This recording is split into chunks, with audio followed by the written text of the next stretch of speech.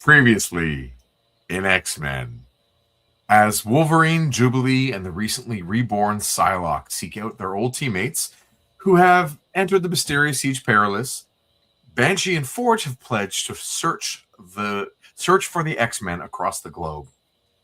Unbeknownst to them, Colossus has reappeared in New York, while on the West Coast, an aspiring movie producer has made contact with the Dazzler. I am Jason Lapidus. I'm Chris Hannigan. And we are Group of Seven Comics. Welcome to episode 204 of our ongoing read-through of the X-Men comics that became classic as we read Uncanny X-Men 260 by Chris Claremont, Mark Silvestri, and Dan Green. Cover date of April 1990. Chris, how are you? Doing good. Thanks, Jason. Looking forward to getting into this coked up mess. Yeah. This is not what I expected from an X-Men comic. And I'm happy to get into it with everybody, whether, someone agrees, disagrees with whatever hot take someone else comes up with. Totally fine. It is just even a wild cover in that the color choices are really evocative and eye-catching. Yeah. And we get this, this character who says, "I love you, Dazzler," to death. And I think we've come across characters that have a fatal attraction to or are drawn to someone and want to kill them. Like, that's not an unheard of territory for superhero comics. You could even argue like Joker and Batman. Like, there is an element of Joker wanting to kill Batman and also loving him. So I don't find this to be unfamiliar territory, but this goes in a direction that I was not prepared for when I reread it. And I don't remember this as a kid. And that's probably a good thing. Probably a good thing. I just want to say hello in the chat to Michael and Ali, Maz. Hope you're all doing well. And thanks for checking on us to make sure that I remember to click go live in on the software today. Last week we had an incident of my own manifestation where I probably forgot to click the go live button after the 30-second countdown. So Chris and I performed like 10 minutes or whatever it was. No, was it closer to 20 or 30? We talked for a good little while as a preamble and went into the issue for a good few minutes and 3 or 4 pages, and then realized that we weren't actually being broadcast. So we went back to the beginning. But that was the first time in 203 episodes that's ever happened, and hopefully the last. So thank you for your patience, everybody. Trying our best over here. For sure. Yeah. That's not what I wanted to do, but we'll go with this anyway. It's okay. It's just this crazy, easy thumbnail to go with today. Yeah. Let's find out, of course, if this issue does go over the line in some respect. Sure. There's only so many times you can use like a clickbaity, if you want to call it that, who, by the way, was Warren Beatty's youngest sibling, Click. Yes. Yeah, a clickbaity kind of, phrase about they've gone too far, they've done this, they've gone crazy. I like the idea of having it as a question because it leaves it open-ended and you can come to your own conclusion. But I definitely wanted to put the signal out there to people that this issue contains some controversy. And if there's a line of good taste, perhaps this issue crosses it dramatically. Mm-hmm. All right. You can head to our website, group7comics.ca, to find our graphic novels, right? We've got Group of Seven, A Most Secret Tale, and Peregrine's Flights, Fiends, and Fisticuffs, both written by you, Chris, and drawn by me. And they're available in both print and digital formats. They are the 6x9 graphic novel, like scholastic size. And as well, we've got original issues, definitely, of Most Secret Tale. We have a few, like, what do we call them? Like those original issue packs. What do we call those? So the back issue bundle? A back issue bundle. So we have the original 6 issues available. And for Peregrine's Flights, Fiends, and Fisticuffs, those original 4 issues that were at comic book size, they are sold out. They're out of print. Gone. Yeah, which is kind of fun. So that's cool. Head to the website, and that really goes a long way to helping to support our efforts both in making comics and bringing more X-Men content to you on YouTube. When you get there, sign up for the newsletter, please. Chris and I are going to continue to put together some a modest amount of information at a modest pace for sharing with you. But as social media landscapes ebb and flow, the website mailing list will be able to be as consistent as possible. So it's a way to stay up to date with our upcoming books and appearances. Also, hit me up on Instagram if you want to get a copy of Ninja Versus, the independent comics like fight anthology, which features the debut of Hogtown Jack, a new character that I got to work on. So I'm really excited about that. You can go there to just Instagram. You can see my handle on the screen. It's Jason Lapidus Art, and if you hit me up there, I can hook you up with a copy of Ninja Versus. You got yours. I think you read through it on Sunday. I did. Some lovely feedback. Oh, yeah. All the great work I did. That's right. Big fan. Also, there's a few stories in there that I think stood out, including one by our pal Sean Daly as well. I don't think we've ever actually had him on the show. Nope, we have not. But Sean is a wonderful Toronto area cartoonist, and we see him at look him up at SHAWN Daily on Instagram. Wonderful cartoonist, and he has a fun, inventive story in this anthology. Yes, and I like how you spelled his first name, but not his last, because that also can be spelled multiple ways. Good point. It's D-A-L-E-Y. D-A-L-E-Y. Yeah, he's a super nice guy, and when we see him, we often see him at the Fan Expo events. Yeah, and we've had the pleasure of tabling next to him a few times, and he is very generous and always good company. Nice guy, and just a great drawer. Like his drawings are so good. Yeah. So I'm always happy to see Sean, and glad that I got to be in a book with him too, as well. Hey, some X-Men. I just decided to, I should say, draw some X-Men stickers, and they're printed and up for sale. Again, if you want a set, they're like $10. Hit me up on Instagram. I probably could slip it in the mail, right? It's like it's paper. It's a sheet of paper. It's easy. Yeah, it's fun to. Thank you. Thanks, Michael. These were really fun to do, and I'm assuming this is the first of maybe a couple sets. Let me look here and see what's. Yeah, I got there's my a doodle for Wolverine and night crawlers here too. I got those. Is there something else around, or did I lose them already? Yeah, I must have lost them. But there's like five more characters. So there's a second. Banshee. It's going to be Jason Wingard, Mojo. Who else? It's the Chris Sanigan voice set. Yeah, that's right. And then you do the Colossus and Nightcrawler. You put them all together. It's the action pack. One of our friends, Scott Brian Woods, he did a really cool Dungeons and Dragons, like the cartoon from the 80s. He did a sticker set of that, and then as an extra sticker, he did the villain Venger, like as an independent. So you have the sticker set of all the heroes, and then this one vinyl like sticker set separate, which is Venger.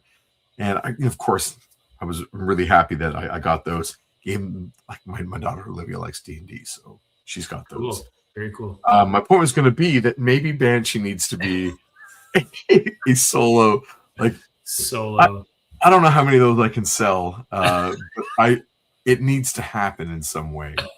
Yeah, Banshee's coming, but I will tell you the next 5 are will help flesh out the animated series cast. Oh, very cool! Excited to see that. Nice. Yeah, it should be fun, and in time for Toronto Comic Con in March. Excellent.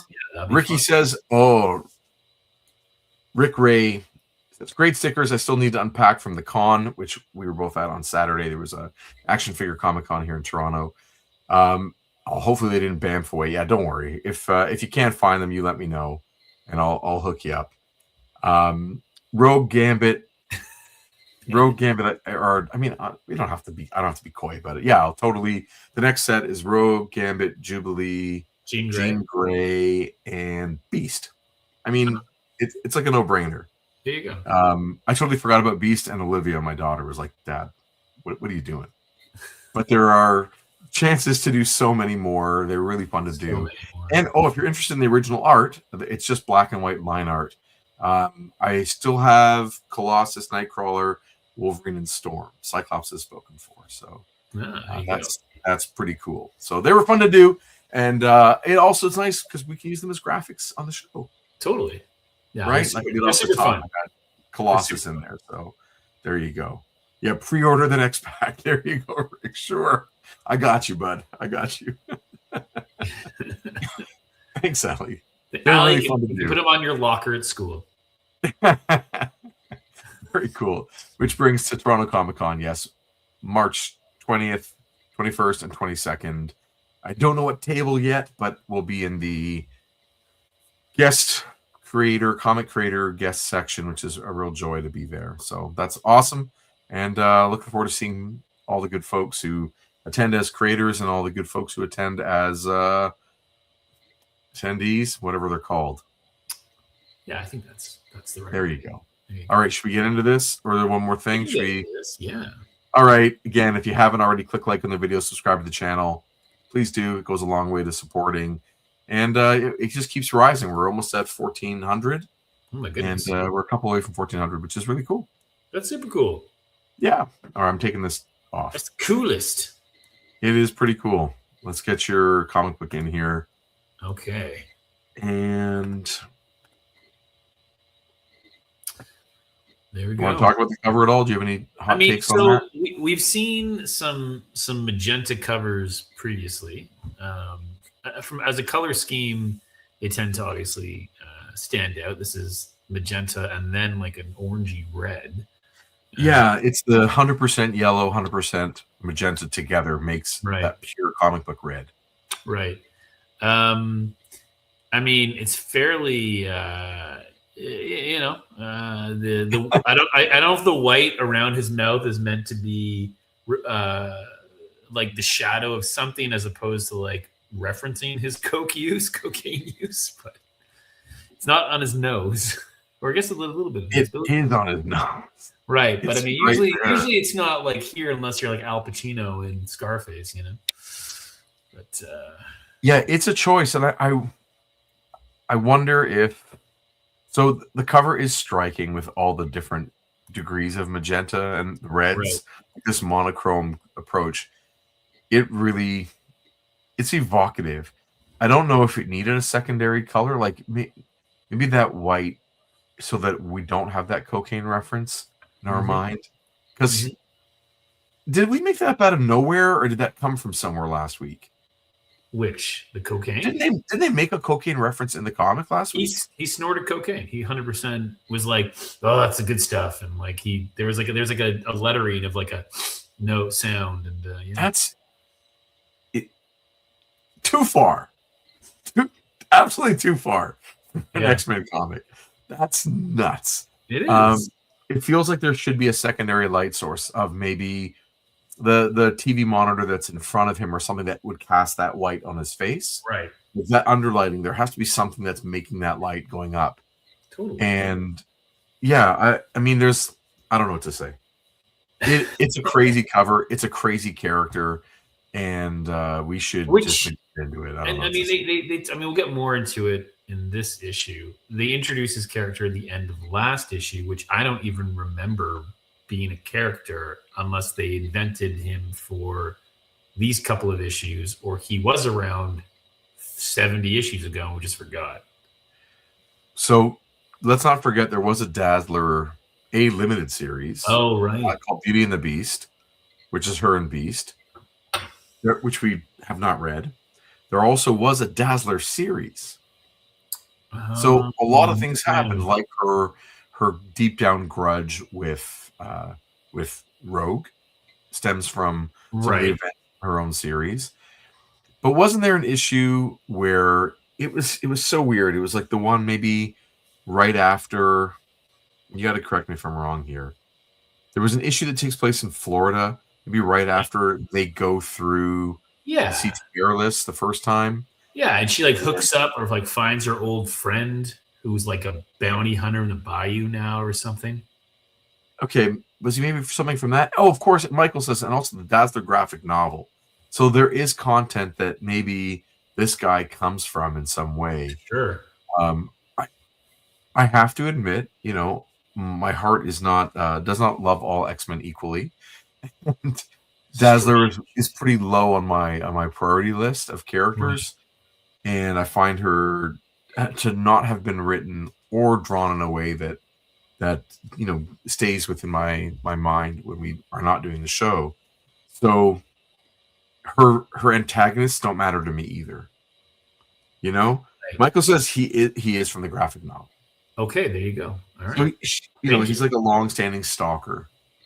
Right. And obviously things have escalated. So we picked up in the last issue that he was a movie studio owner that has recently gone bankrupt and sold off the studio. And the Night Boy, remember that? Right. Night Boy. And a young man who was working there well into the night had basically bought the footage to the Dazzler movie that has not been released. We have the guy that used to run the studio, and then we have this young, up-and-coming, aspiring movie producer. And these two kind of opposing male figures in that respect. Yeah, and Dazzler has been through the Siege Perilous, so she has woken up. Last issue was our first introduction, I believe, of at least in the X-Men series of Strong Guy. Showed up in a different incarnation, different book. He's just from New Mutants. Like Leela Cheney is a teleporting cosmic rock star. Yeah, right. And Guido is her bodyguard. Right. And he's a very like Bill Sienkiewicz abstracted figure, the same way that like Legion is weird shaped. Yeah. And what's his name? Warlock, the organic alien member of the New Mutants. Like these characters are strange shapes that work in Sienkiewicz's abstract style. And Guido doesn't exactly like fit 1-to-1 next to other characters with regular proportion.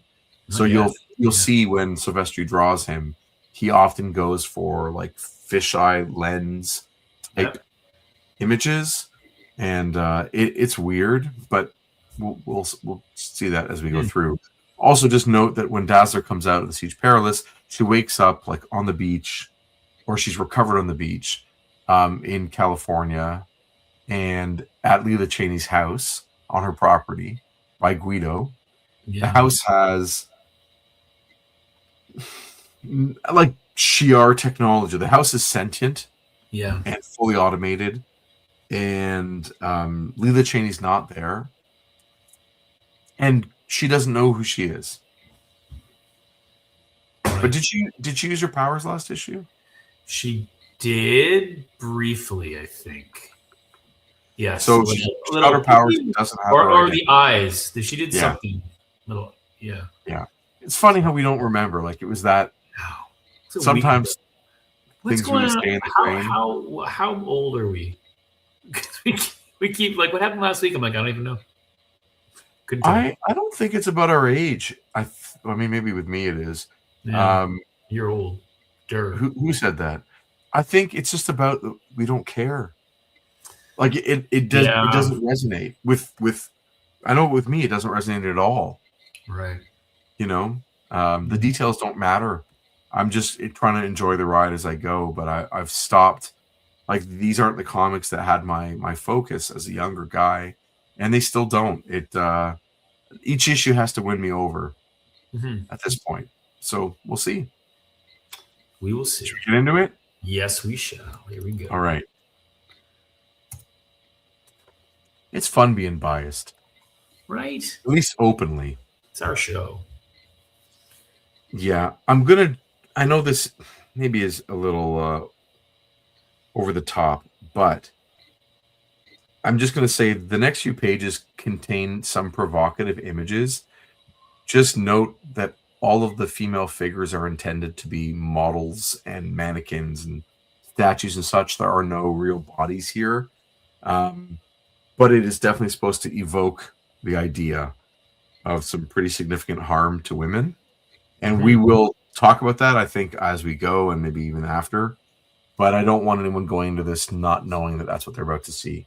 Because on first glance, it's pretty provocative stuff and might make someone upset, which is a totally understandable reaction. Also, all right. look at that demon sword guy. He's no Fabio, I'll tell you He's that. no Fabio, but you know. Thank you for that. A Stan Lee presentation starring the Uncanny X-Men. Blam! A mansion in the Hollywood Hills, Los Angeles, California. Now, am I the coked out guy? You're all right. You're the coked out maniac. Here we go. Let me channel something from a deep dark place. Gotcha! Bang, Dazzler! You're dead! Star 90. You see, it's 1990, and she's a star, and she's got a star on her chest. I mean, those things all add up. Sure. Chris Claremont, writer. Mark Silvestri, penciler. Dan Green, inker. Glynis Oliver, colorist. Tom Orzakowski, letterer. Bob Harris, editor. Tom DeFalco, editor-in-chief. This is essentially the X-Men team that has been the mainstay since John Romita Jr. left as penciler way back, almost in the 210s.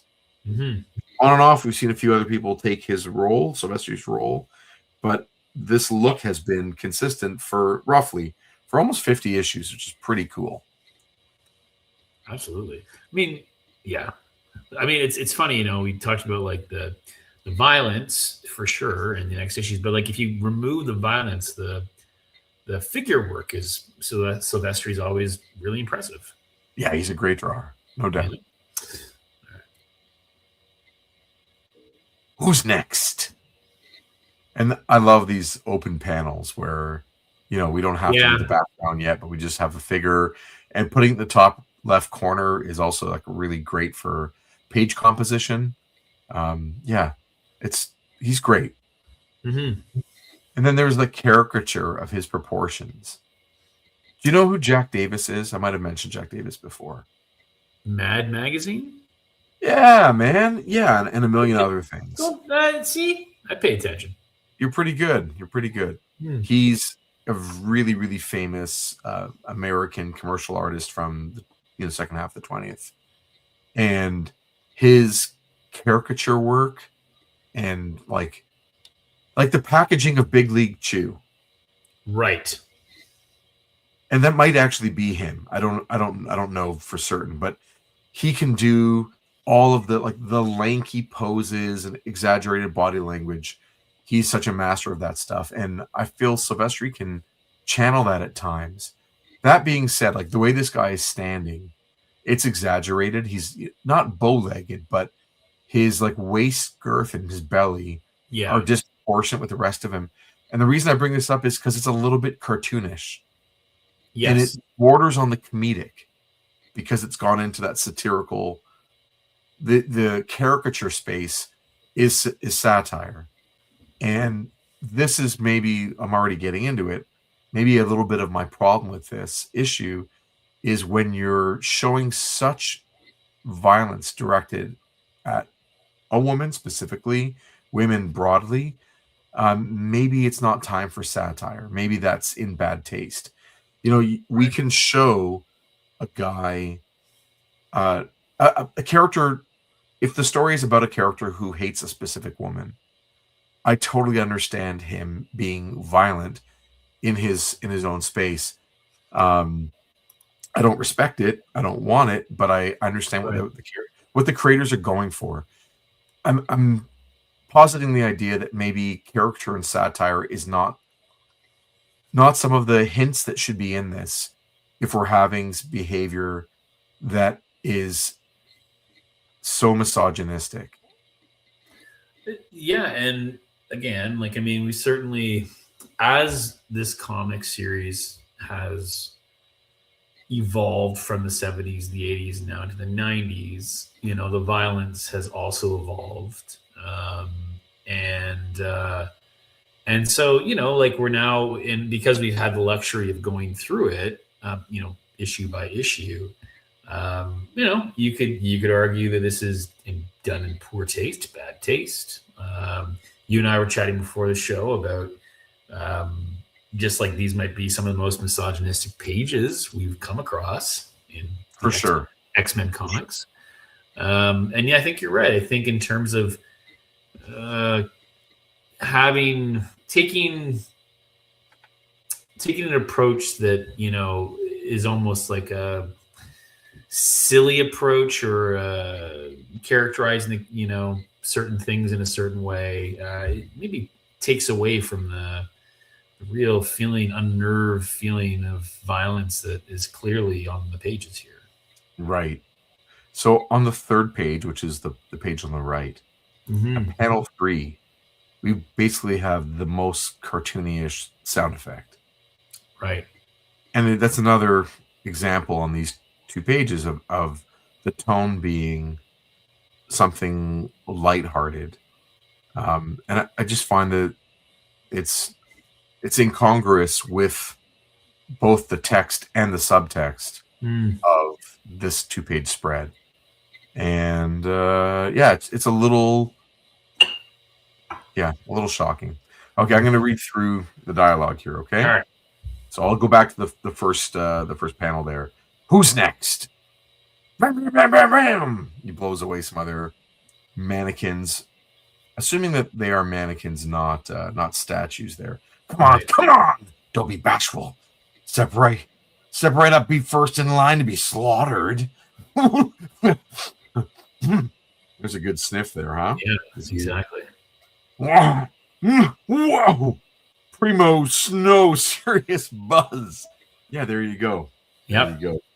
Spin them together. Oh, sorry. Mood and the moment. Spin them together. Show the world. Top of the world, ma. Look at me now. So we got he mentions his mother in there. Yeah, I mean, that's a whole other subtext. Yep. Show that muty witch in particular. You love Eric Beale. And leave him. You pay the price. And he throws some throwing stars right into the heads of these mannequins. Been waiting an age for the chance to do this. Too bad mannequins are only plastic. None of this hurts. And he throws a grenade. Yeah, pretty close too. Yep. I want to see pain, Blondie. I want you to suffer the way I have. Couldn't you understand? We were made for each other. Your beauty, my buck's the perfect combo. I'd have given you anything, but you said no. You destroyed me, Dazzler. Now, it's time for payback. Yeah, and we talk about misogyny, the sexualization of the mannequins, so it's all there, Wild stuff. Yep, for a kid's book. Well, yeah, I mean, we talked about how these have been aging up, and we could talk about all the reasons why, but maybe not this episode. But yeah, comics had been aging up for quite a while, incrementally in the 70s, and then again significantly in the 80s. And it's now at the point where in 1990, it feels like a lot of what's being made is being made for the creators and their interest. Right. As a lot of them are quite young, other than not Claremont, but Silvestri is. And he is so good at drawing that he can sell it. Like, he can make you kind of almost enjoy looking at his drawings without necessarily thinking about the degree of violence that's being directed towards the idea of a woman. Yeah. Anyway. Yuck.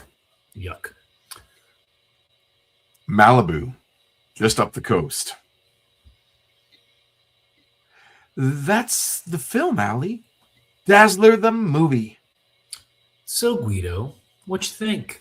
You ain't no Meryl Streep legs. I gotta confess, I'd pay money to see it. Wow, rare praise. Evidently, Fred, you got yourself a winner. Hey, Allison, I only found the film. You did all the work making it. Another woman, Fred. Another life. I still don't understand what you want with me. To think of me, maybe, the way I. Allison, you can't just take a finished movie and dump it on the marketplace.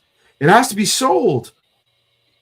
To make it a success, and you the star, you both deserve to be. I need your help. Aw, crumbs. Remember Body Glove? Well, I was just about to say that product placement body glove. Yeah.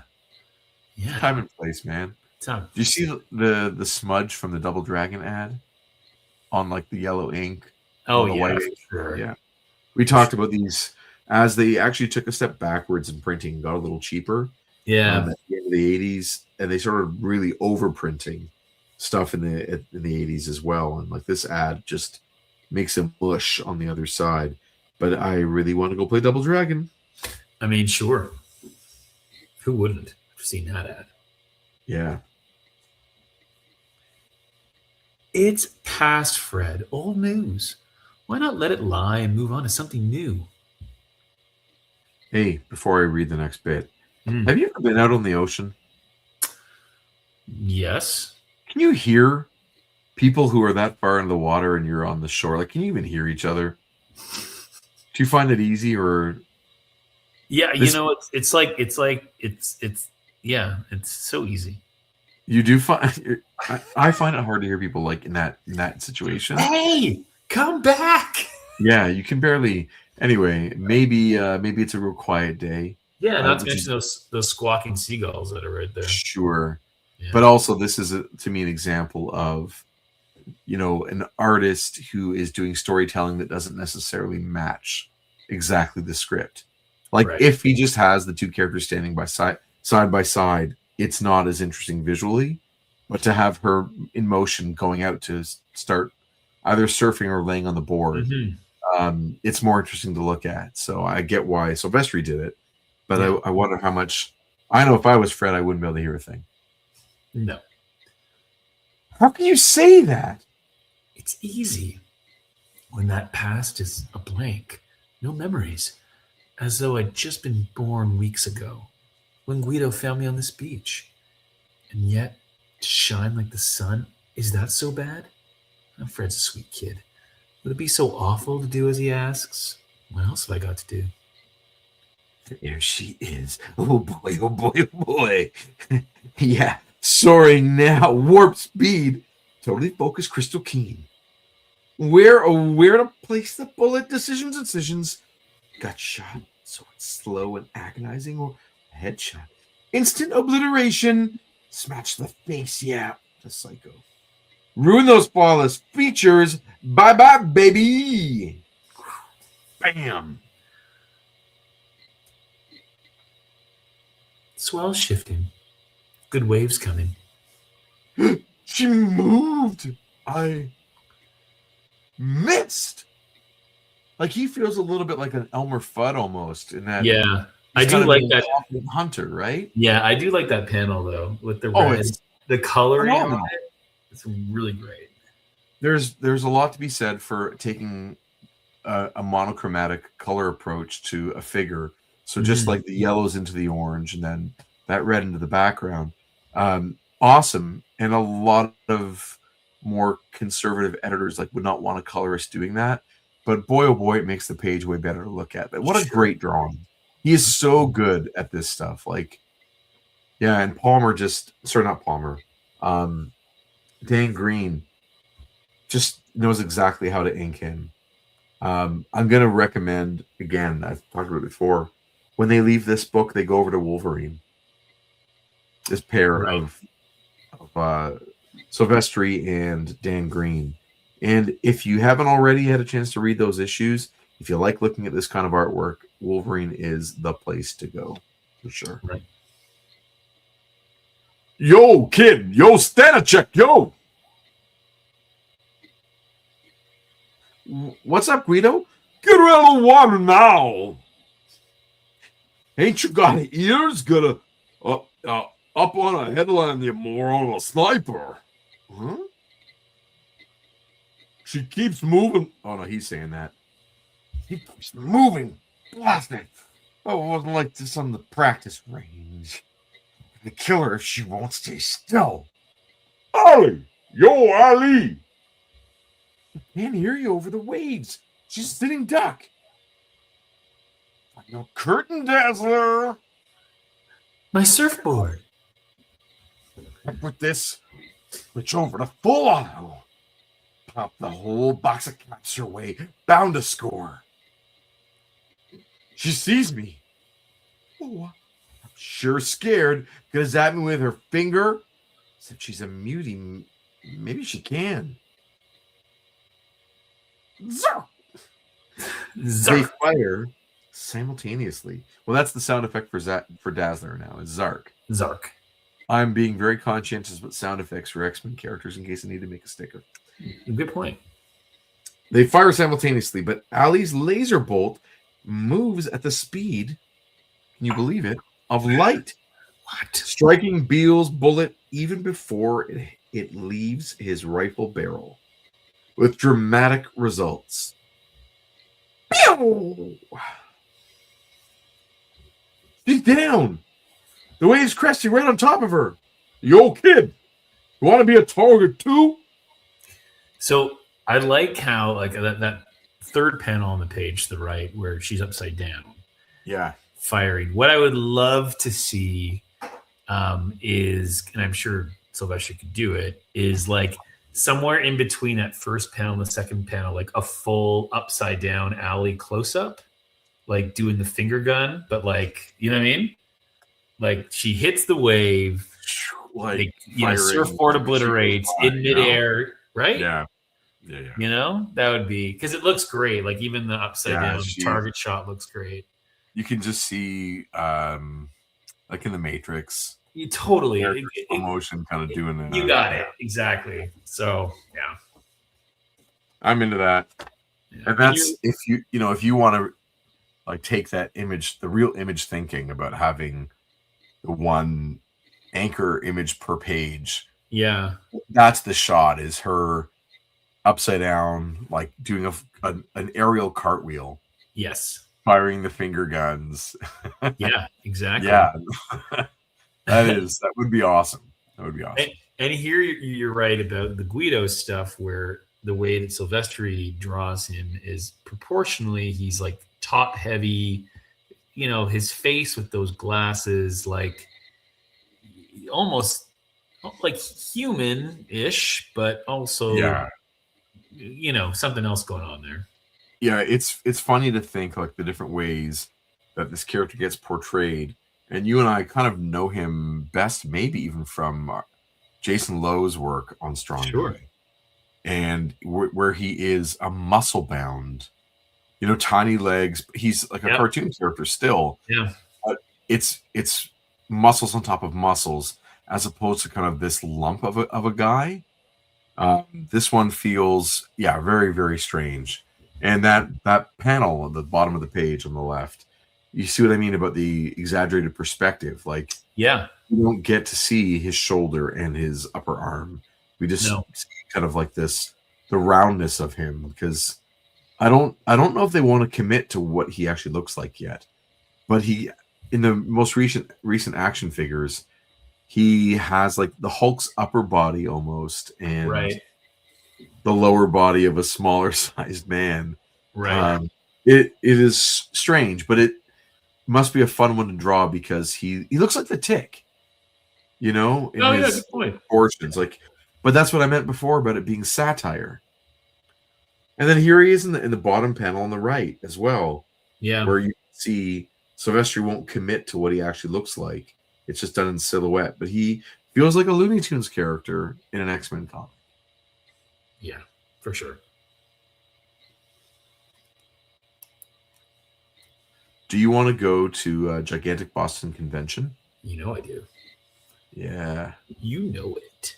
You know, it's interesting. Although it doesn't say in this one, like these are something that we've, you know, comic convention ads are, pretty frequent in the comics that we've been looking at. But I've noticed more recently in the ones, not in this one, but they're starting to list names now, like creators who will be there. Like when they first Right. were listed, it was like the Boston Comic Show, come back issues. Like it didn't mention any of the creators. And now, depending on the ad, we're starting to see like featuring, which I think is interesting, an interesting development. For sure. And the copy in mine is even more off center than yours. Like more than the digital one. That's off center. Like look at the bottom of it. Yeah. How it's askew. Yeah. And it's bizarre. Need to see all those shows. I'm trying to remember how I even found out about comic conventions at this time. Right. Like what got me going in 88, 89 to the Ontario College of Art auditorium space for those comic conventions. Like maybe they were ads in like the Silver Snail. I used to get the Silver Snail newsletter. Okay.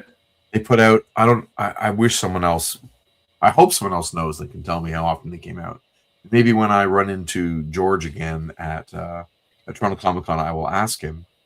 But maybe it was 4 times a year or something like that. Mm-hmm. I'd get these, or maybe even monthly. Would get these newsletters as to what books are coming out. It was like a trade thing, and there might have been notices about comic conventions and that. But I wonder how pre-internet I would have even have known or found a flyer or something, because I wasn't living downtown. I was in the burbs, far, far away. All right, enough about that. Enough. She's stunned. Wave pounded her pretty hard. No blood or anything, though. I don't think she was hit. How far to shore? Clothes weigh a ton. Undertow pulling us out to sea. Where's the shooter? Will he fire again? I don't want to die. Don't think about that. Allie's important. Save Allie. She's what matters. What? Where? Who? You're okay.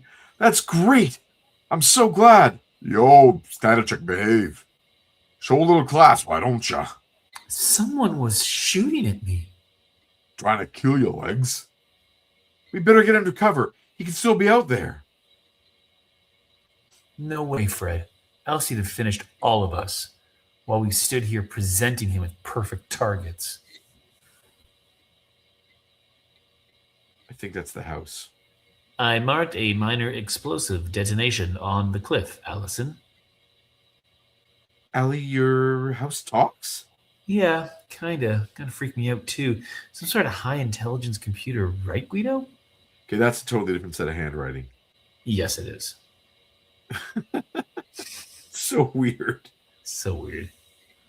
Maz says chicken legs, referring to Guido. I'm going to respond with licking chegs. And if you know the reference, then you know. Yeah, kid, that's it. Sheesh.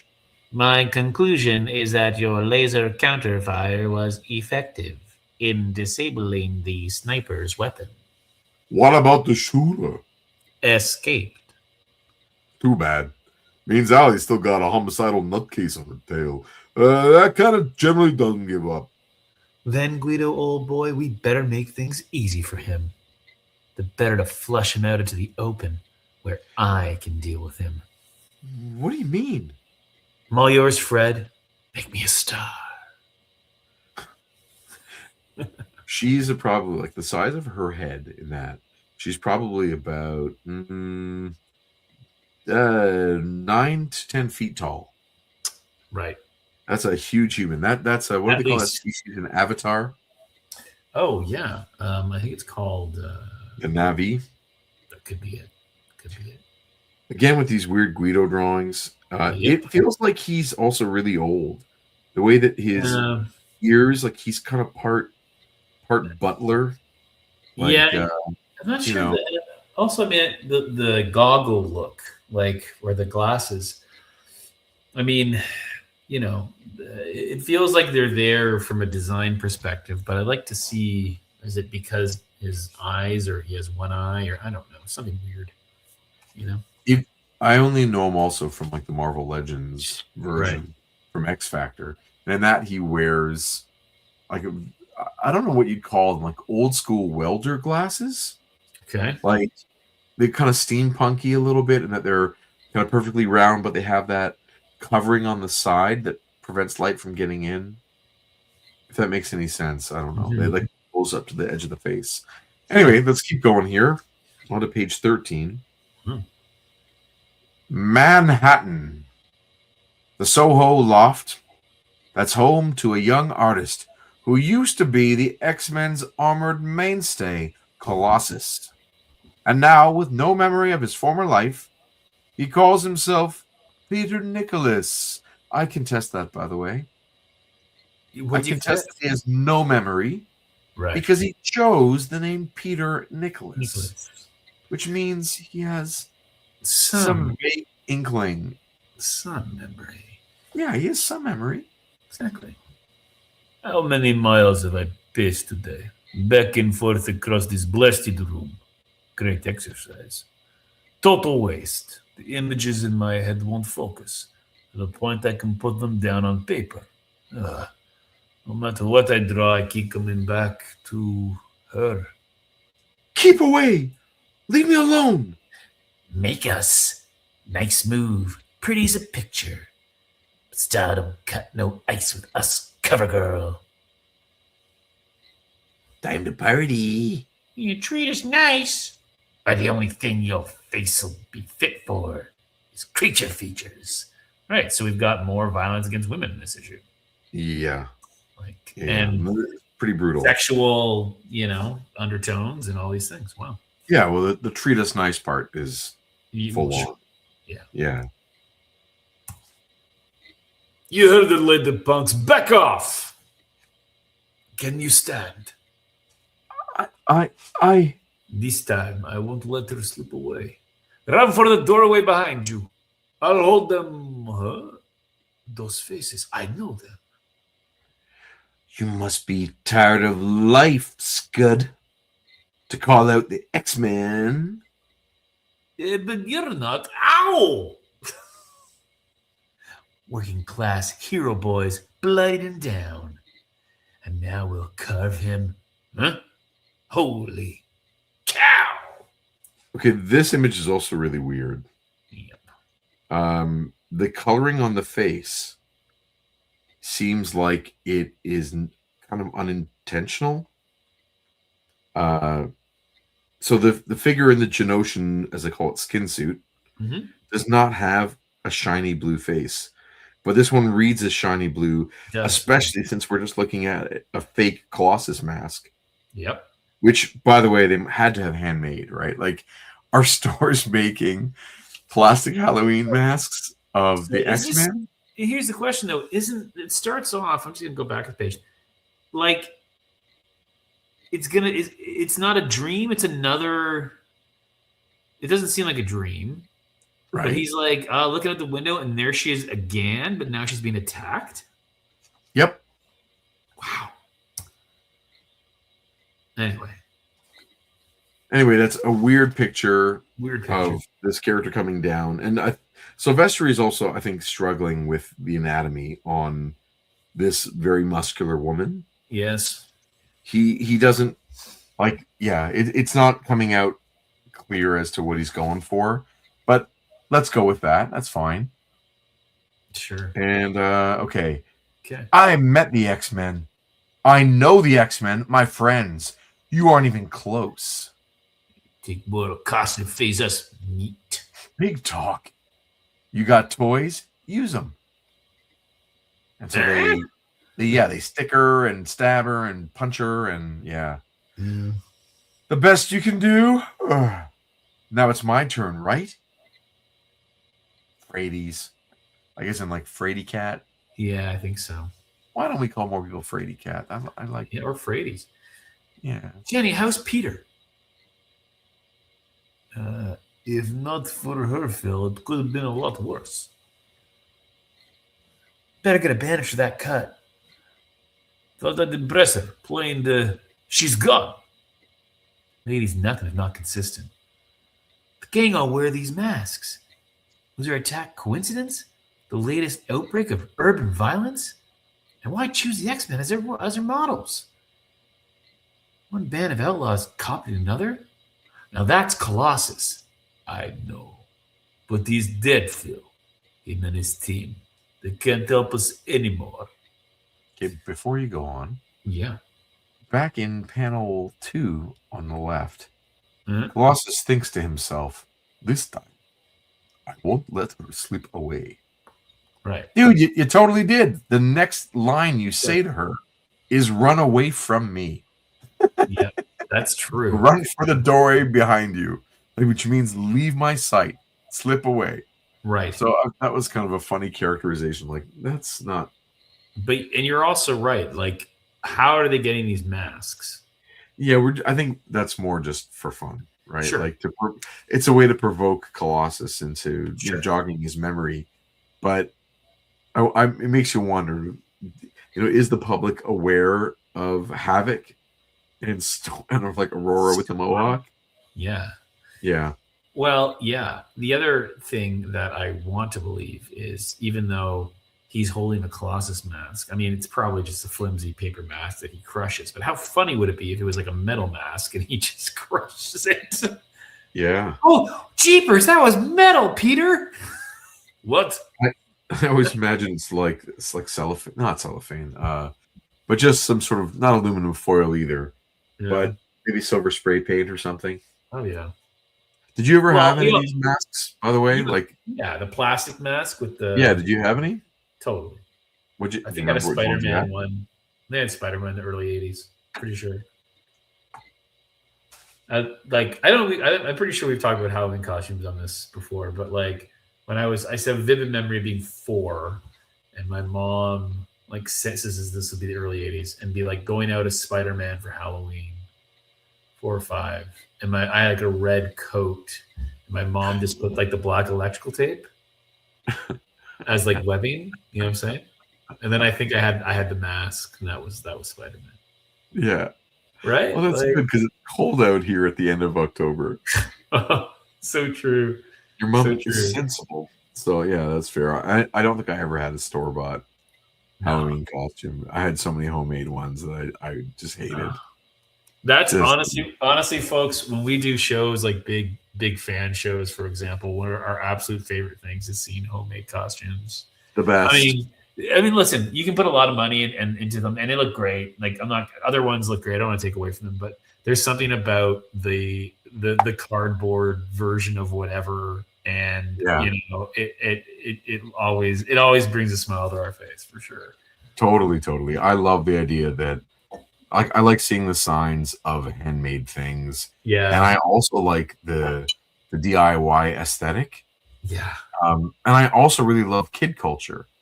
So the idea that a kid made a thing their own way, put a couple things together, and they are able to suspend their own disbelief and imagine themselves as whatever hero or villain. I find that to be so much fun. And then on the flip side, remember that time we saw those? No, this is nothing bad. Don't worry. We've seen all sorts of things. We've seen all kinds of things. We've seen so much. Some things that have scarred us. We can't forget. You can't unsee what we have seen. Unsee. Yeah.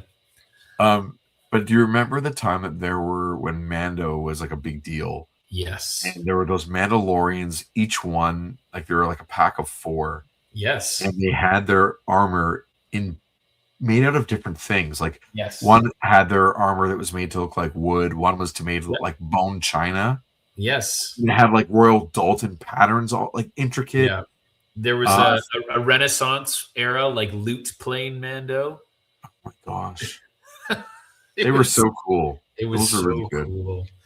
Yeah, we I think, being at conventions and things, I think that is something, and we've talked about this, is that I never even considered it when we would like table at shows. It wasn't front of mind. And now it's like, especially with big shows like Fan Expo or those kinds of big shows at Toronto Comic-Con, they are, I look forward to it every time because without a doubt, someone on any day will blow our minds. And we're just like, this is whether we're walking the streets of Montreal or whether we're at a fan show in Toronto. Wow. I'm just, it brings us so much joy. Really does. The effort people go really does. For sure. Yeah, I'm glad you mentioned Montreal with Doctor Doom and Mysterio. Oh, jeez. Insane. Fantastic. Hey, do you remember our first Met Fan Expo? There was that kid that was Gollum. Yo, gosh, that kid was so creepy. The kid was essentially naked, was just Yes. wearing a loincloth. And kind of on all fours a lot of the time in like in an exhibit hall. Like I appreciate the dedication, but that can't be clean or sanitary. No, it wasn't clean at all. And he would wear that Gollum mask, and he'd just stop and stare at you. Yeah, he was crouching. Like, oh god. My sister-in-law knows his family. He knows someone in his family, and it comes up once in a while in conversation, where she'll be talking about this person. She's like, the sister of that kid that was Gollum in 2019. And I'm like, oh, you brought him up again. Can't stand there. It's nightmare fuel, that kid. And he was great because he was wiry and thin, so like he had that look.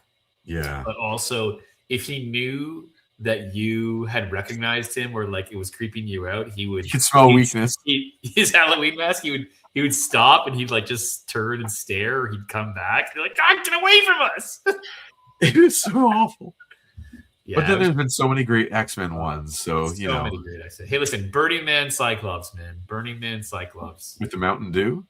Yeah, that's right. Mountain Dew Cyclops. Yeah, that was awesome. All right. Baron Fox Studios, Hollywood. Actually, Ms. Baron, I'm not Dazzler. Oh, I think that's Dazzler, isn't it? Sure. Yeah, go ahead. Yeah. Actually, Miss Baron, I'm not Dazzler. Something matter, Fred?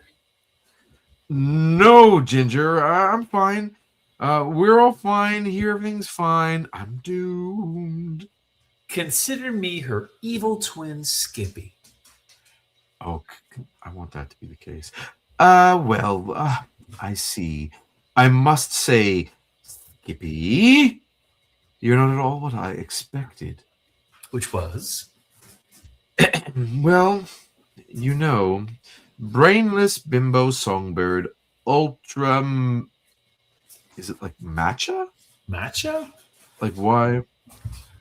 Ultra matcha butt-kicking exhibitionist fireball superheroine. Instead, I find you quite refreshingly normal.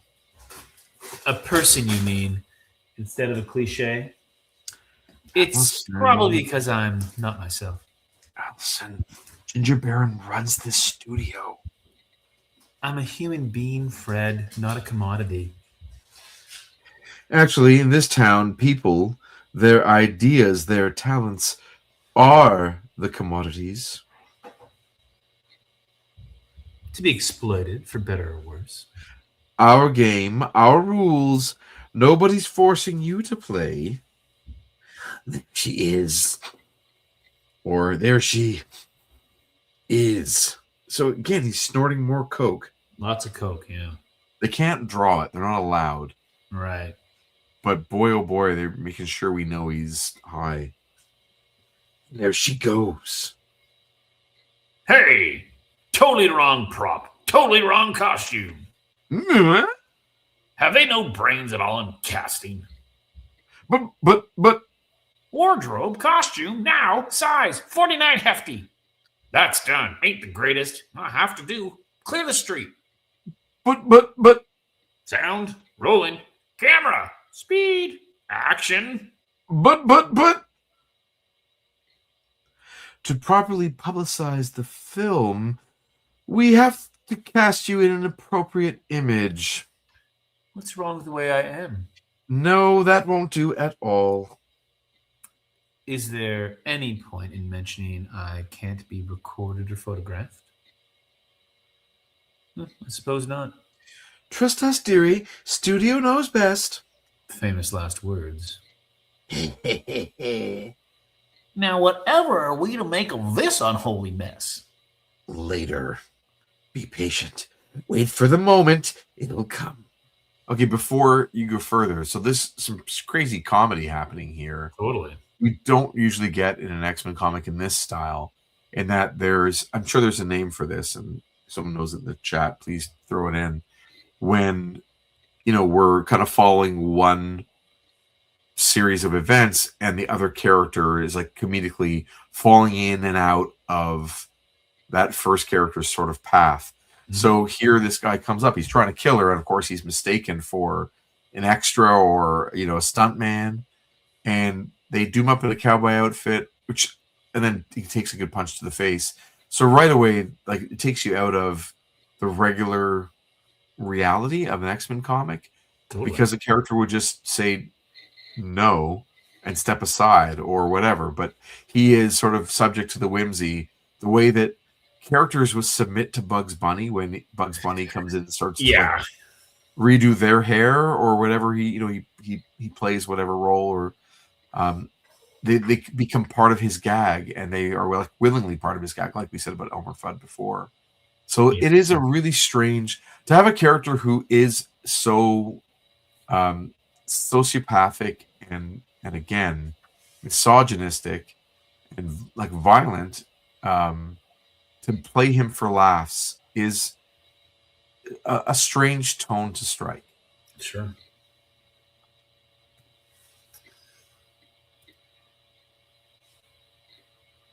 Whatever are they doing, that poor man? I'm considered a challenge, worthy of our talents. Probably no worse than what's in store for me. And then I think maybe, is she asking this, or do you think the staff is asking? The staff is asking this. How's this, Miss Barron? To Sandra D. To Grace Kelly. To MTV. Too much.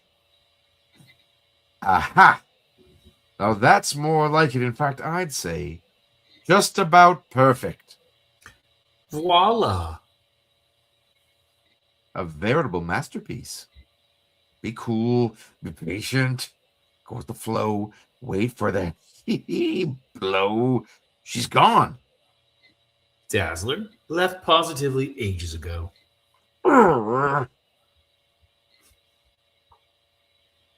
All these characters behind Miss Barron too. That's a weird. Like, I get it, all the lackeys and but it's that exaggerated cartoon caricature thing. It's a strange tone, really strange. Kyranos, half a world away, a sun-washed speck set in Homer's wine-dark sea. At the bottom of the, how's it pronounced? Cyclades? Cyclades? Cyclades? No, I think. Are you sure? Cyclades, maybe. It's Greek. It should be Cyclades. Yeah. I don't know. Feel free to put some pronunciation in the chat too. At the bottom of the Cyclades chain between Greece and Crete, a remote island hideaway that over the years the X-Men have come to know well. Really?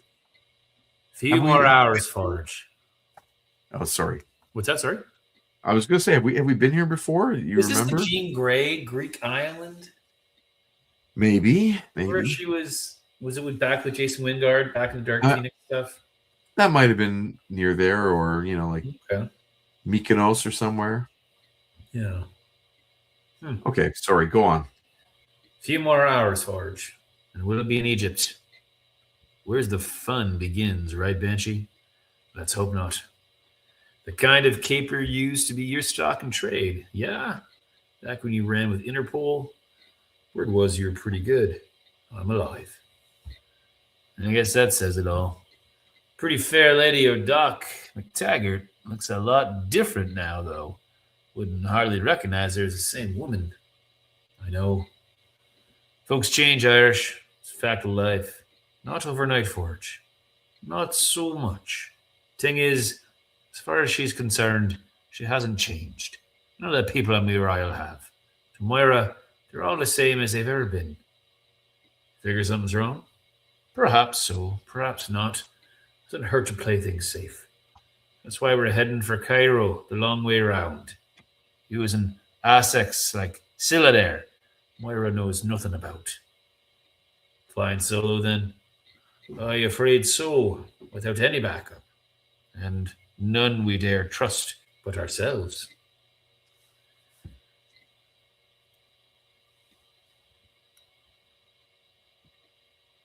I think this is still Banshee. Maybe, yeah. Maybe. Yeah. Lord Dane told us the X-Men are still alive. And from the way those cyborg grievers spoke when they attacked Muriel, they're after him too, to kill him. We gotta find him first. What the heck? People say this whole world's getting smaller every day. Should be no problem. Ready to roll, Sean. Climb aboard. Everything's set, Scylla. Hey, I'm a pro, same as you. Slick you in? What? Slick you in, smooth as sin? What is That's you don't say that. I say that all the time. All right. Slick you in, smooth as sin. With nobody, official or otherwise, the wiser. Here is a read for En route, latest issue. Forge. You sure, Cassidy? Go on without us, Scylla. We'll make other arrangements. Oh, that's her. Sorry. As long as I'm paid, I think. Sorry. You sure, Cassidy? Go on without us, Scylla. We'll make other arrangements. As long as I'm paid, pal. You can do as you please. What gives? Dazzler. Alison Blair. Nice likeness. Artwork. Not a photo, so she's in Hollywood. It's a solid lead, Forge. I figure we pick her up, assuming she's amenable, and then move on to Cairo Glory. Zabam! Zabam! Skadoosh! On the quarterdeck of the yacht, anchored in the cove below the headland. Splendid shooting, Andrea. We are the Struckers, Andreas. We do not miss. But we hold hands and wear almost nothing together. Like a brother and sister should. Totally. And now to deal with any possible loose ends left hanging about that pathetic little airstrip. Well, that should put paid to any interfering mutants. Pity their execution can be up close and personal. Don't be greedy, dear brother. What matters is that they're dead. Whoever the mysterious informant was, who informed us of Banshee's plans. Fenris is in his dead. Far as everyone's concerned, we just died with Scylla on her plane. For the moment, I'd as soon borrow a leaf from the X-Men's book and keep it that way and pray, Forge. We reach Alley before the same thing happens to her. Oh my goodness.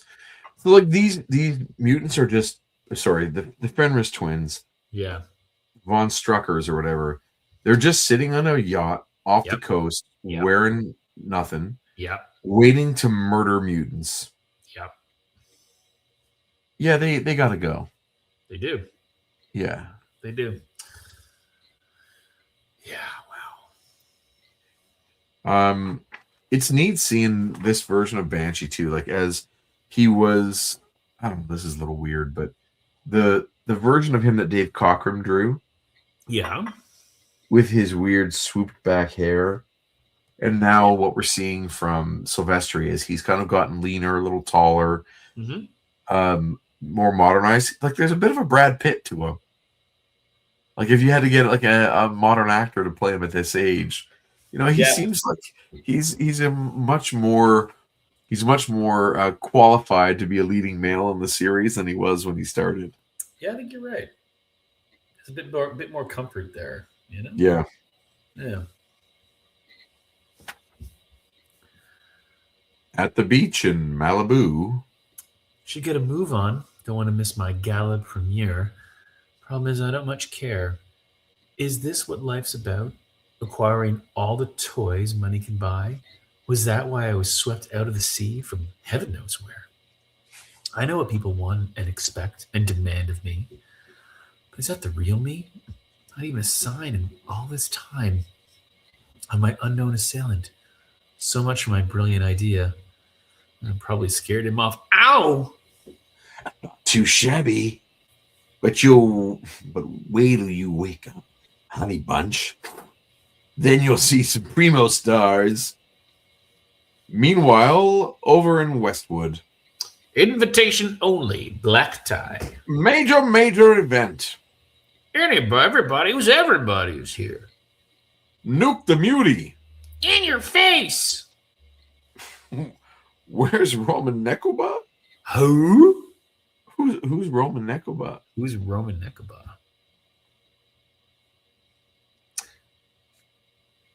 Anyway.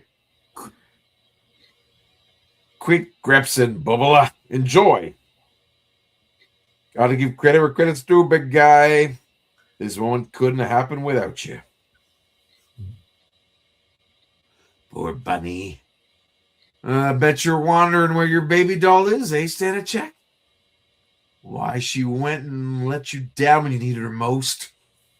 Oh, you creep. That's what the Mutie Witch does best. Ain't you a sight for sore eyes? Yeah. Ticket to ride. Won't be long. Before I splash that sleek, skin-tight silver. All nicely with scarlet. Yum. One voice, man's, totally irrational. Head feels like a blown-up balloon, about to burst. Slightest move makes me sick. I loved you, Songbird. Laid my world, my heart at your feet. But that wasn't good enough for you. My turn now to... Yet even Steven. I don't know who you are, fella, or why you've such a hate for me. And to tell you the truth, I don't much care. One quick thing. Yeah, quick sure. things. Sure. Quit grepsing, Bubba. That's some Yeah. years for you there. There you go. But did you catch the Beatle references? Well, I mean, Ticket to Ride. No, it's also yeah. Yeah. They were like the band that started doing those yeahs 3 in a row. Gotcha. Then also Won't Be Long. Won't be long. Yeah, won't be long. That's a Anyway. good point. Yeah, nice one. 3 in a row, bro. 3 in a row. Roller skates? Woofs! Photon solid light blast punched holes in my mask. At last, I can see. Hands still tied, though. No hope there. This room, the walls. Pictures and mannequins of me? Hey ho, sweetness. Ain't getting rid of Eric Beale that easy. No, sirree, Bob. Give a man enough hate. Be amazed at what he can do. My shot didn't affect him. Can't fall down again. That's curtains for sure. Play hard to get all you want. You're here for the duration. Fancy light powers won't save you now, or won't save you. Let them off while you were in dreamland. Should be pretty near empty now. He's right. It's taking all my concentration to manifest a stroboscopic flashbulb dazzle blast. Oh, he's blinded. Sorry. Dude, say that again, please, if A you don't mind. stroboscopic flashbulb dazzle blast. And one more time. A stroboscopic flashbulb dazzle blast. Oh, that was some good stuff right there. Thank you very much. Say that one more time. Look out, radioactive man. One time. Look out, radioactive man. Up and Adam. Nah, Up and Adam. better. Well, he's blinded. Try to kick to put him down. Chuck. Can't hurt me, sweetness. Nor stop me either. He's so whacked. He simply shrugs off any physical blows. Brighter your flare, faster you'll fade. Even if I can generate my laser, what do I do with it? Maim the man? Kill? Yes. Yes. So what's my alternative? I can barely stand as it is. A laser shot will leave me helpless. Think fast, Skippy. Mr. Beale, you don't want to do this. More than anything, sweetness. But if it'll make you feel better, hold that pose. Story, hold that pose, hold that thought. He doesn't have commas and punctuation. Tricky to read sometimes. Hold that pose, hold that thought. Be over before you know it. Has to be another way. He's irrational, obsessed, impossible to reason with him. Chemicals from the drugs hyping his emotional instability to the ultimate extreme. Suppose then I try to bypass his cognitive faculties, reach into his back brain, use my light to alter his mood. Or use a laser to bore through his head into his back brain. Or blow his back brain out of his actual brain. Soothing colors, gentle tones, project calm. No, you were right. It's Project Calm. Project calm. Hypnotize him. Use the colors to dazzle him. Don't think of his sword. Focus on his pain. Wash through the pain. There we go. That's the spirit. Breathe deep and slow, Mr. Beale. Relax. There's nothing to be afraid of. No one here to hate. Flood him so full of beauty, he can't bring himself to do it any harm. No more, please. No more. Beg of you. More than I can bear. I never imagined it was possible. Behold such glory. To feel so. On the first step down the road, Eric. Rest of the way you'll have to go on your own. But at least I've helped you start. Is that my answer? To use my light to help people? To make them feel better about themselves and their world? To bring them, in big ways and small, joy? Next, Harrier's Hunt. Okay, she's still tied up and still has that like stocking on her head. Yeah, she sure does. Dude, wow. This is so weird. Yeah.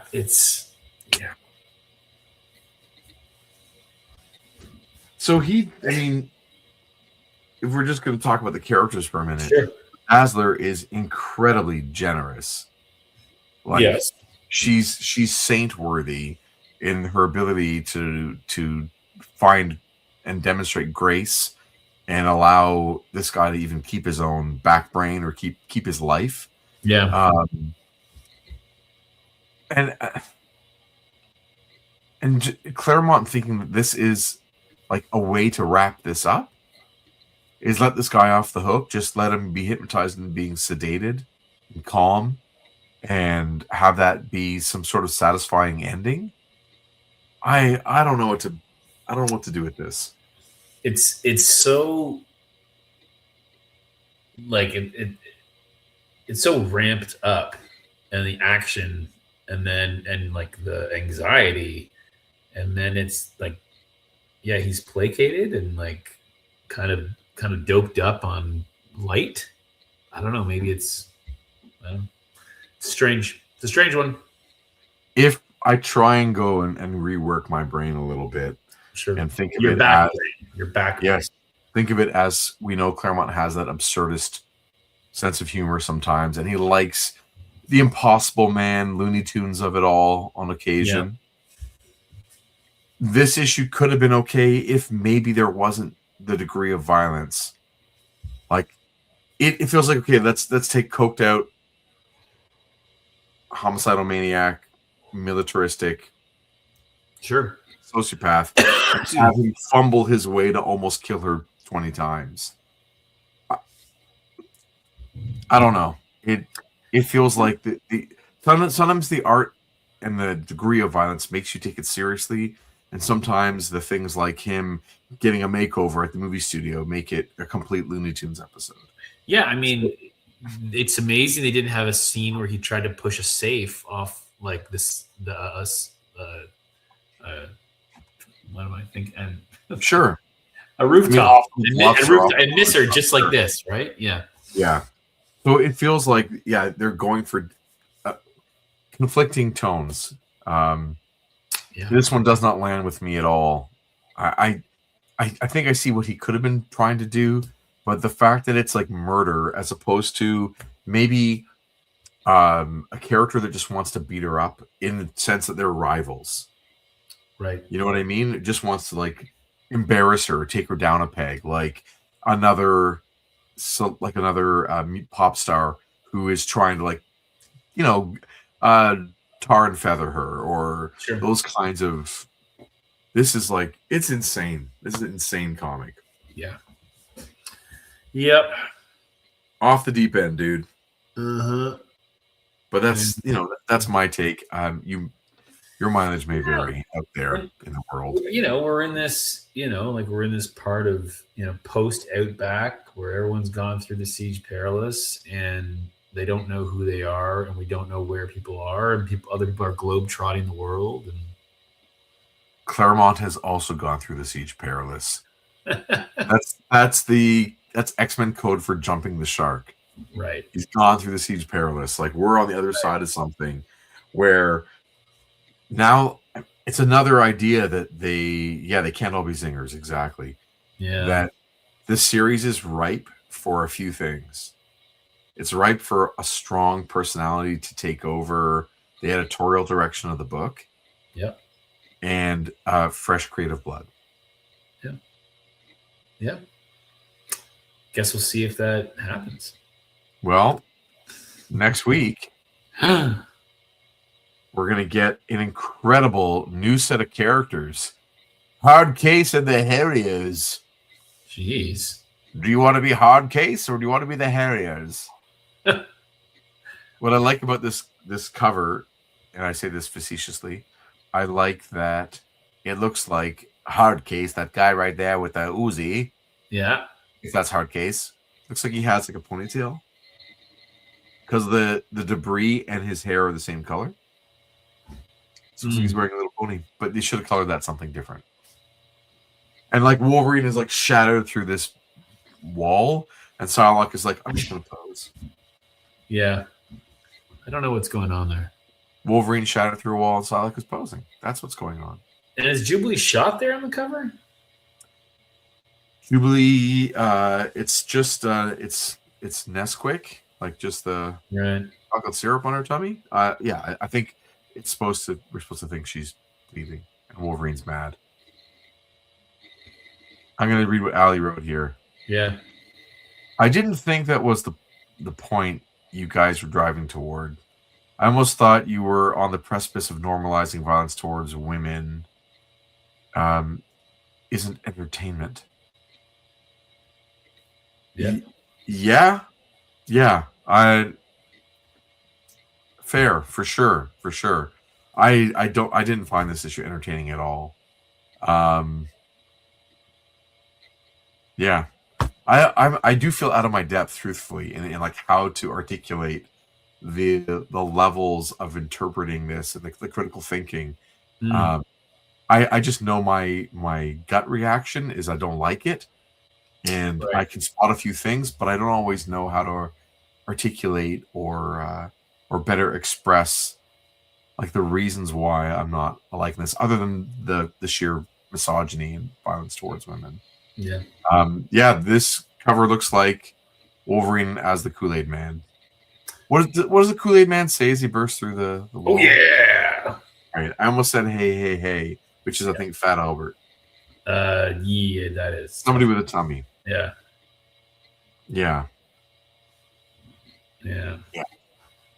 There you go.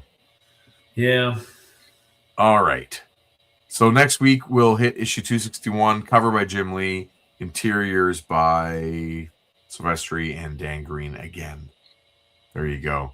Anything else you want to get into, Chris, before we call it a night? No, I think we're okay. All right. Then that brings us to the end of another episode.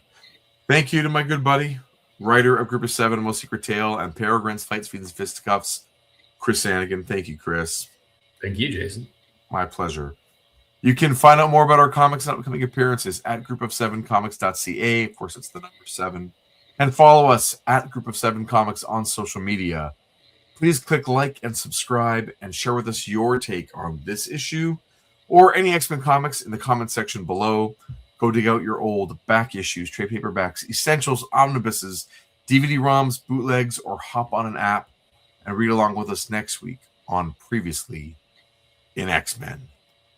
Thank you, Bubs, and stay Xy.